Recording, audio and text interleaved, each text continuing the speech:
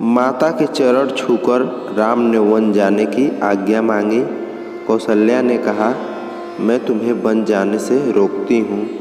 तुम्हारे पिता कैकेयी के बहकावे में आ गए हैं। जब तुमने कोई अपराध ही नहीं किया तब वन क्यों जाओ?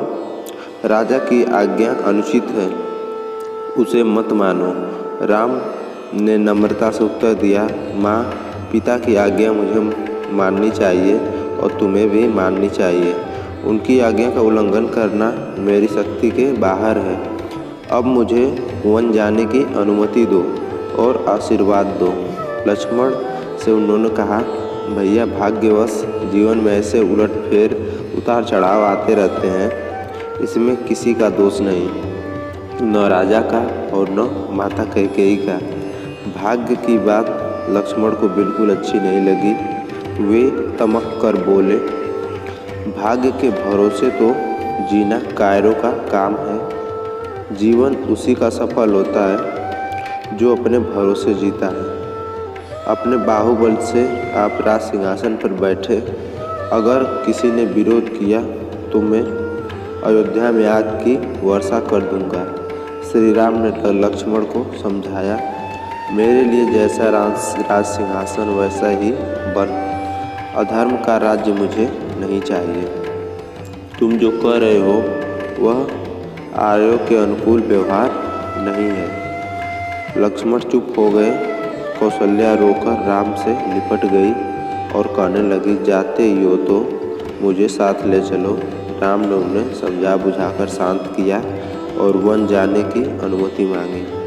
माता ने कहा, बेटा जाओ, जिस धर्म का तुम पालन कर रहे हो वही तुम्हारी रक्षा करे। मेरे व्रत पूजन का सब फल तुम्हें मिले। सब दिशाएं तुम्हारे लिए मंगलमय हो। मेरा रोम रोम तुम्हें आशीर्वाद देता है। माता से विदा लेकर राम सीता के पास गए।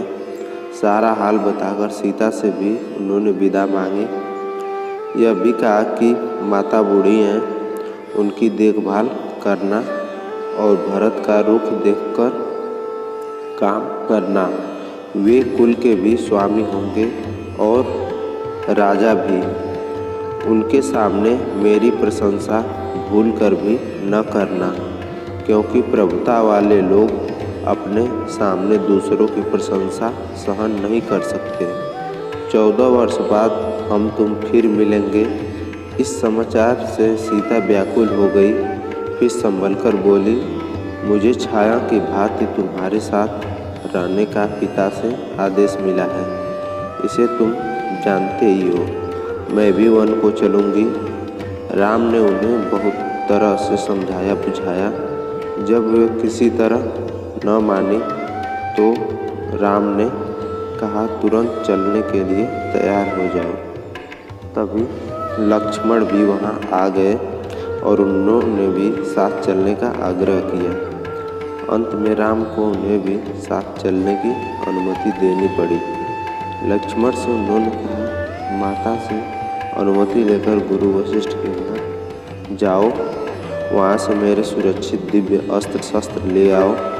माता से अनुमति लेकर वह गुरु के यहाँ अस्त्र शस्त्र लेकर लक्ष्मण लौट आए। इधर श्री राम ने अपना और सीता का सारा सामान ब्राह्मणों और सेवकों को बांट दिया। सीता और लक्ष्मण को लेकर वे पिता के पास विदाई के लिए चल दिए। राम वन गमन का समाचार सारी अयोध्या में फैल चुका था। राम, लक्ष्मण और सीता को राजा के महल की ओर जाते देखकर नगरवासी दशरथ और कैकेयी को धिक्कारने लगे। उधर राजा महल में राजा दुख से तड़प रहे थे। उन्होंने कौशल्या और सुमित्रा को अपने पास बुलवा लिया था।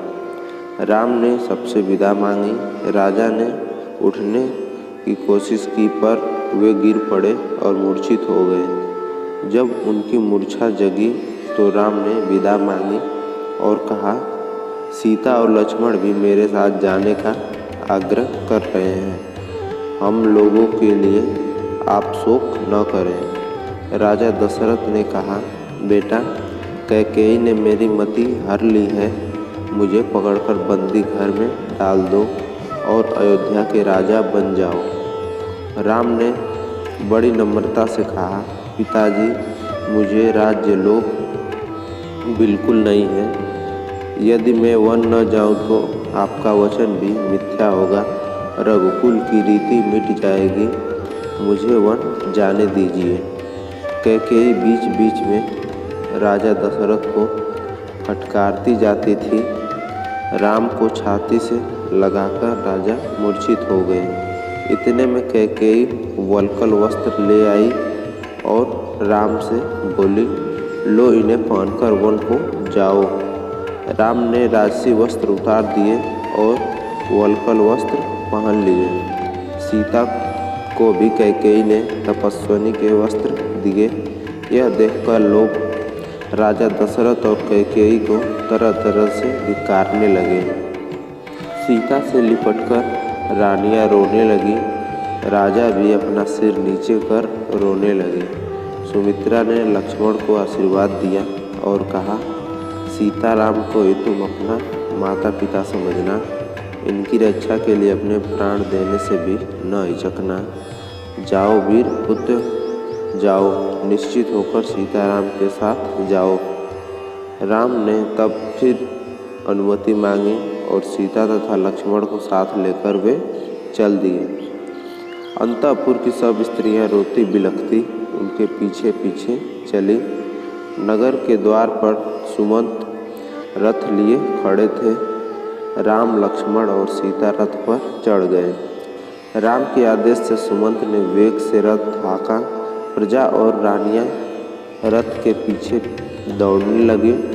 राम राम, मेरे राम, हाँ लक्ष्मण, हाँ सीता की पुकार दसों दिशाओं में फैल गई। अब राजा दशरथ को रथ की धूल भी दिखाई नहीं देती थी। राजा हताश होकर गिर पड़े। रानियां उन्हें उठाकर कौशल्या के भवन में ले गई।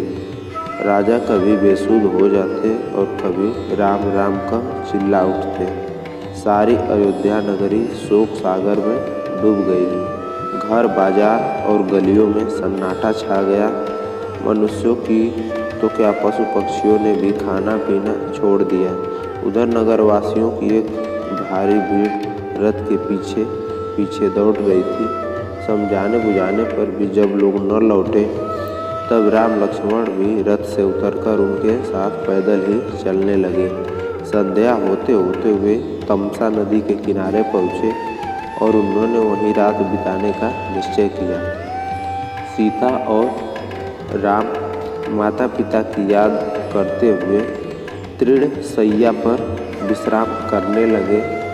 कुछ दूर पर लक्ष्मण धनुष बाण लेकर पहरा देने लगे। सुमंत भी उनके साथ जा बैठे। थके मादे पूर्वासी घोर निद्रा में सो गए। पहर रात रहते ही राम उठे और सुमंत से बोले, तात, लोगों का कष्ट मुझसे नहीं देखा जाता। शीघ्र रथ तैयार करो और इस प्रकार रथ हाँको कि जगने पर लोगों को पता न लगे कि रथ किधर गया। सुमंत ने ऐसा ही किया। सवेरा होने पर जब लोगों की आंखें खुली तो देखा कि राजकुमार नहीं है। वे इधर उधर दौड़कर उन्हें खोजने लगे। जब कहीं पता न लगा तो निराश होकर नगर को लौट गए।